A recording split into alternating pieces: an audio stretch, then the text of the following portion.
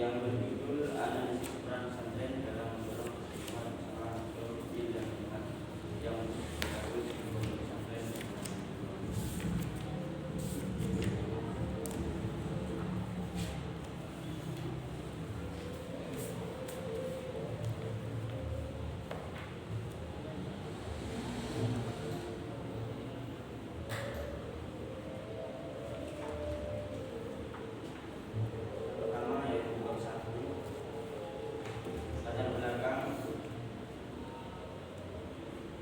Pesantren adalah pendidikan Islam tradisional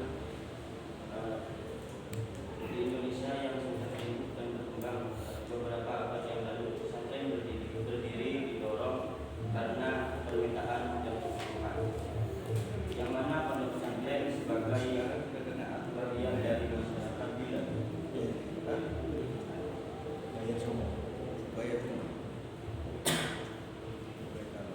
bagian dari masyarakat mempunyai tanggung jawab untuk mengembangkan dan memberdayakan masyarakat dalam segala bidang, termasuk dalam bidang ekonomi. Pesantren Zainul Hasan Gendong, pondok pesantren Zainul Hasan Gendong yang berada di Desa Karangkong, Kecamatan Pajarakan, Kabupaten Probolinggo, yang mana pesantren ini didirikan pada tahun 1839, merupakan salah satu amal jariah yang ditinggalkan oleh almarhum Kiai Haji Zainal Abidin. Pesantren ini menggunakan sistem pendidikan salafi dan modern terpadu. Terdapat kurang lebih 5.000 santri yang menimba ilmu pengetahuan khususnya dalam bidang agama. Selanjutnya yaitu fokus penelitian. Agar penelitian ini lebih fokus dan tidak meluas kemana-mana, maka pembahasan yang dimasukkan peneliti akan berfokus pada peran pesantren dalam mendorong pertumbuhan usaha mikro kecil dan menengah. Selanjutnya yaitu rumusan masalah, yang mana rumusan masalah ini yang pertama, bagaimana peran pondok pesantren terhadap pelaku UMKM yang ada di sekitar pondok pesantren itu. Dan yang kedua, bagaimana peningkatan pendapatan pelaku UMKM yang berada di sekitar pondok pesantren itu.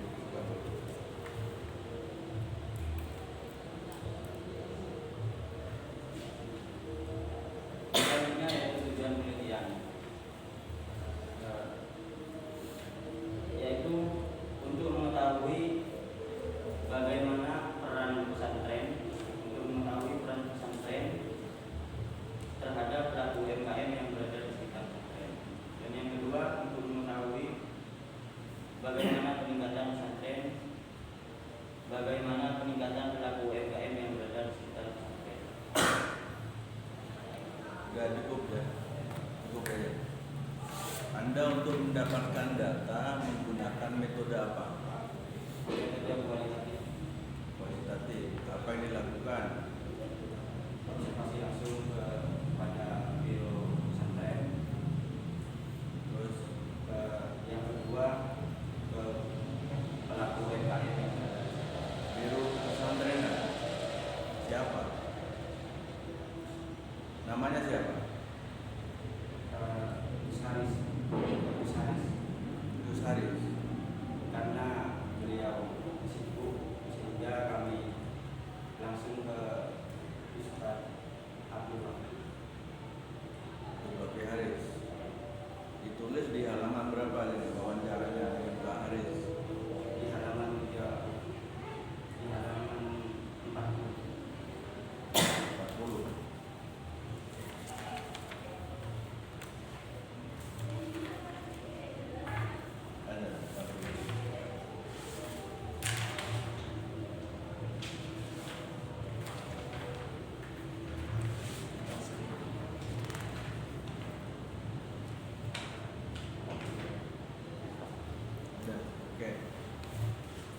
Coba jelaskan yang usaha mikro, seperti apa mikro itu?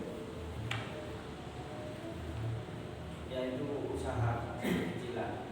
Hah? Usaha kecil-kecilan yang didirikan oleh seseorang.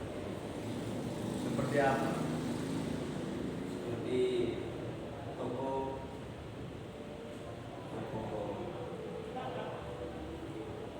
alat tulis, warung makan.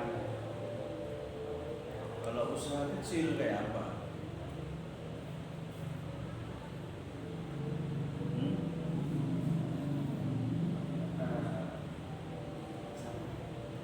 Sama. Oh sama, enggak beda. Metro kecil menengah itu beda. Kalau perlu ada tabel di sini. Usaha mikro, tabelnya kayak apa? Kecil seperti apa? Menengah seperti apa? Kalau itu standarnya itu siapa yang bikin? Siapa yang bikin standarnya? Mikro, kecil, menengah itu.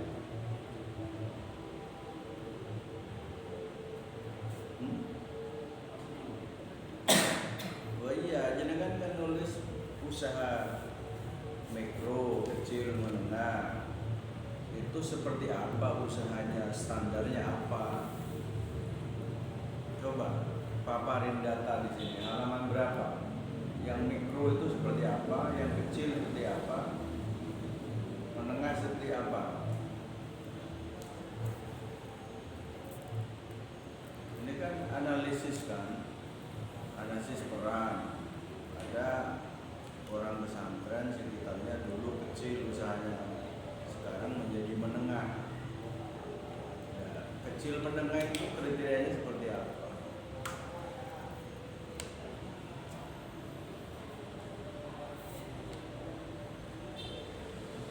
Neliti enggak? Neliti kan? Saya meneliti UMKM. Kalau neliti kuasai apa datanya, paham ya. Coba kalian belum menjelaskan usaha mikro itu seperti apa, kecil itu seperti apa, menengah seperti apa, dan di mana datanya ini. Orang pesantren Kerambong katakanlah gitulah, mana usaha besar, kecil, menengah, mana? Halaman berapa? 31. 22.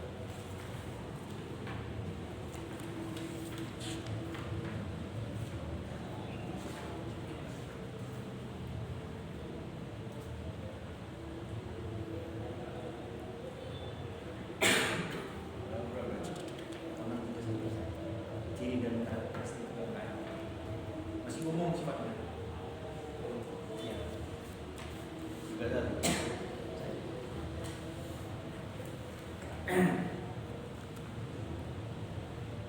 Itu diatur undang-undang.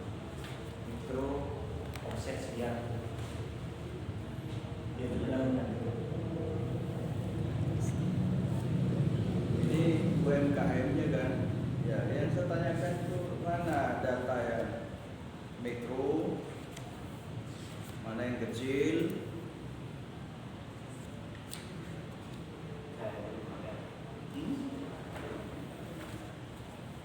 Saya menyarankan nggak usah mikro, kecil, menengah.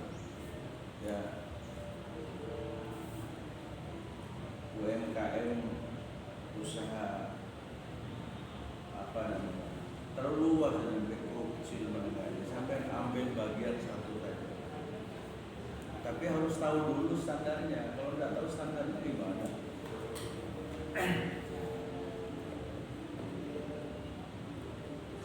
Maka analisis pesantren mampu membangkitkan semangat usaha sekitar pesantren, ya, berupa usaha-usaha di pesantren itu mana yang makro, kecil, yang menengah, yang mana itu milik siapa. Tapi harus tahu dulu standarisasinya.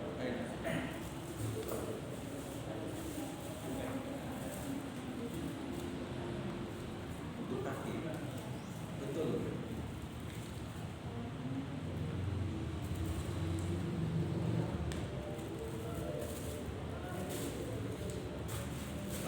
memaparkan datanya. Jadi ujian, makanya kalau tak menguasai data gimana? Judulnya saudara terlalu luas, ya. Tidak apa-apa luas asal ada datanya saya terima. Tapi karena judul saudara itu luas, ternyata isinya tidak ada. Maka saya saudara akan dibaca oleh adik-adiknya. Usaha mikro, kecil, menengah. Oh, berarti asal paham kriterianya saja. Kalau usaha mikro itu kira-kira pendapatannya berapa? Dalam bentuk usaha apa? Boleh kalau di Teraksana tidak ada, mikro ada. Ya. Kalau pesantren yang banyak menjual konsumsi, kan? Paling tinggi adalah jual HP. Apa jual HP dikatakan mikro? Nah, ini kan tidak bisa jawab. Bisa ada videonya. Konsep dasarnya kalau video.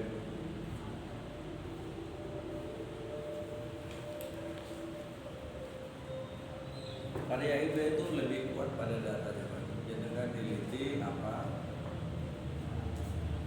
kemudian masuk ke objek penelitian, Anda mengetahui apa, analisis kira-kira perkembangannya kayak apa. Misalnya mikro, pendapatan di sana itu berapa, sehingga kalau kecil berapa pendapatan satu bulan, kalau menengah itu berapa. Ya. Itu baru, tapi kalau jenengan tidak bisa memaparkan data, ya lupa judulnya ini, ambil satu saja. Ya. Ubah judulnya. Bapak usaha kecil UMKM.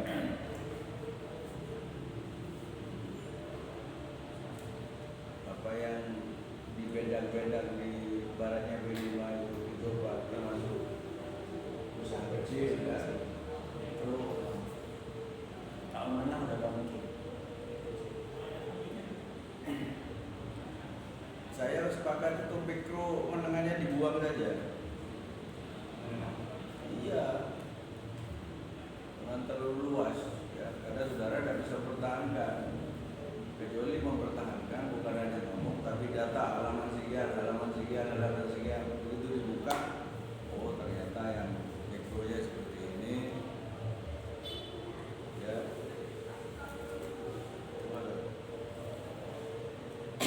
Mungkin lebih pasnya sampai buka ke UMK saja tanpa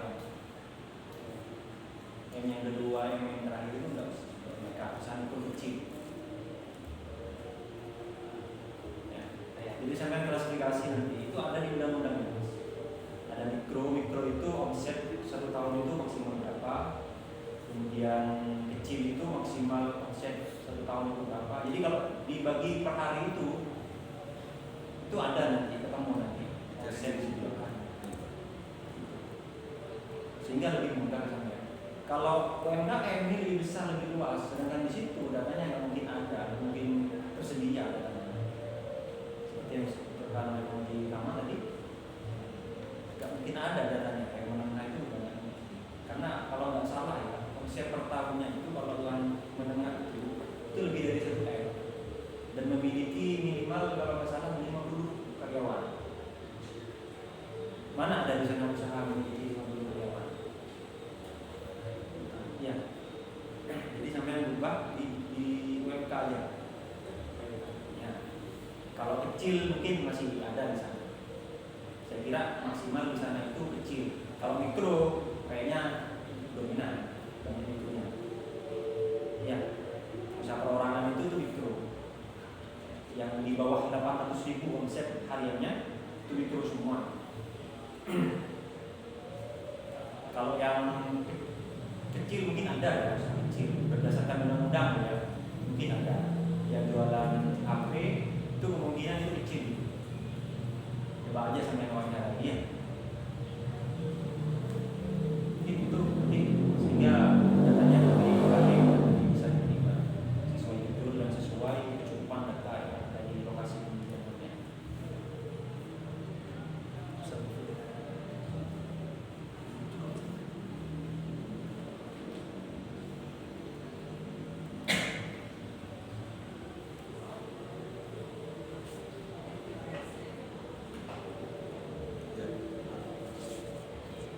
Udah ya. Udah. Ya, Mas. Jadi teorinya ya ditambah tapi dengan penjelasan mengenai kriteria tadi ya, dan judulnya dirubah UMK ya, mikro kecil.